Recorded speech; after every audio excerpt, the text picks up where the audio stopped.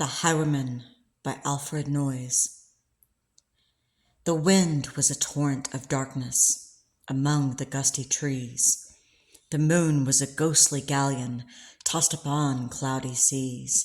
The road was a ribbon of moonlight over the purple moor, and the highwayman came riding. The highwayman came riding up to the old inn door. He'd a French cocked hat on his forehead, a bunch of lace at his chin, a coat of the claret velvet, and breeches of brown doe skin. They fitted with never a wrinkle, his boots were up to the thigh, and he rode with a jewelled twinkle, his pistol butts a twinkle, his rapier hilt a twinkle, under the jewelled sky. Over the cobbles he clattered and clashed in the dark inn yard. He tapped with his whip on the shutters, but all was locked and barred. He whistled a tune to the window, and who should be waiting there but the landlord's black-eyed daughter, Bess, the landlord's daughter, plaiting a dark red love knot into her long black hair. And dark in the dark old inn-yard a stable wicket creaked, where Tim the ostler listened. His face was white and peaked. His eyes were hollows of madness, his hair like mouldy hay. But he loved the landlord's daughter, the landlord's red-lipped daughter. Dumb as a dog he listened, and he heard the robbers say, "One kiss, my bonny sweetheart, I'm after a prize tonight, but I shall be back with the yellow gold before the morning light. Yet if they press me sharply and harry me through the day, then look for me by moonlight, watch for me by moonlight. I'll come to thee by moonlight, though hell should bar the way." He rose upright in the stirrups. He scarce could reach her hand, but she loosened her hair in the casement. His face burnt like a brand, as the black cascade of perfume came tumbling over his breast, and he kissed its waves in the moonlight. Oh, sweet black waves in the moonlight. Then he tugged at his rein in the moonlight and galloped away to the west. He did not come in the dawning. He did not come at noon. And out of the tawny sunset, before the rise of the moon, when the road was a gypsy's ribbon looping the purple moor, a redcoat troop came marching. King George's men came marching up to the old inn door. They said no word to the landlord, they drank his ale instead, but they gagged his daughter and bound her to the foot of her narrow bed. Two of them knelt at her casement, with muskets at their side. There was death at every window, and hell at one dark window, for Bess could see through her casement the road that he would ride. They had tied her up to attention with many a sniggering jest.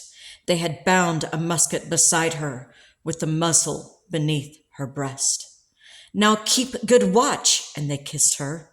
She heard the doomed man say, "Look for me by moonlight, watch for me by moonlight.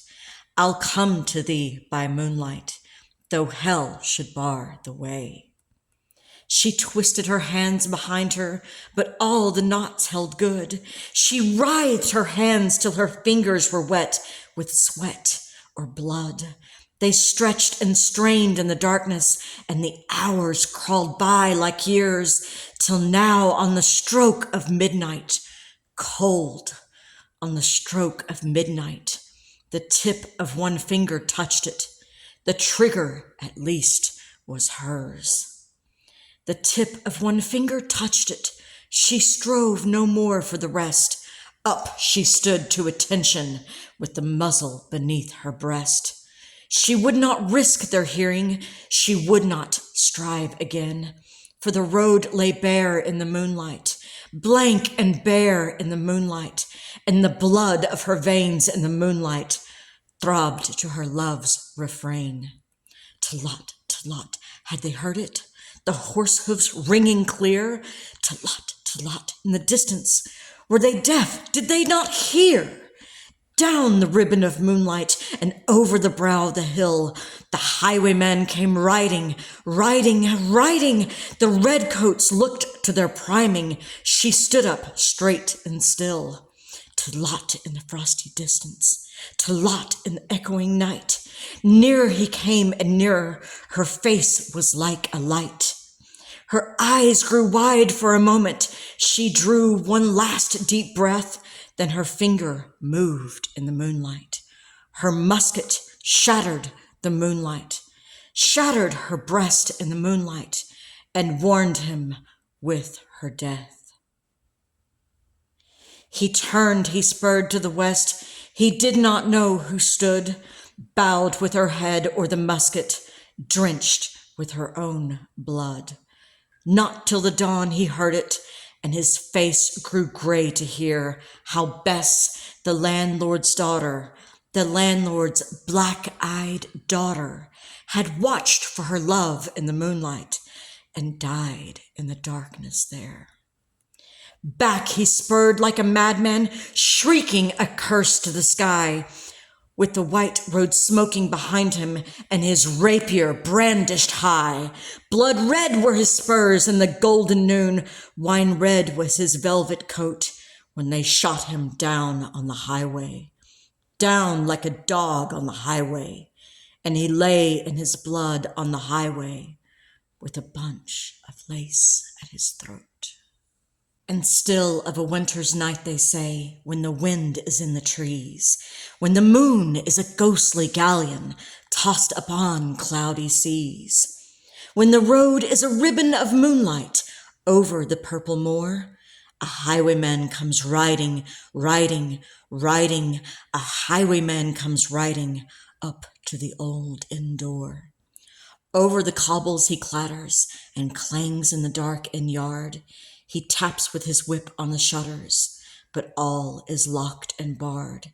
He whistles a tune to the window, and who should be waiting there but the landlord's black-eyed daughter, Bess, the landlord's daughter, plaiting a dark red love knot into her long black hair.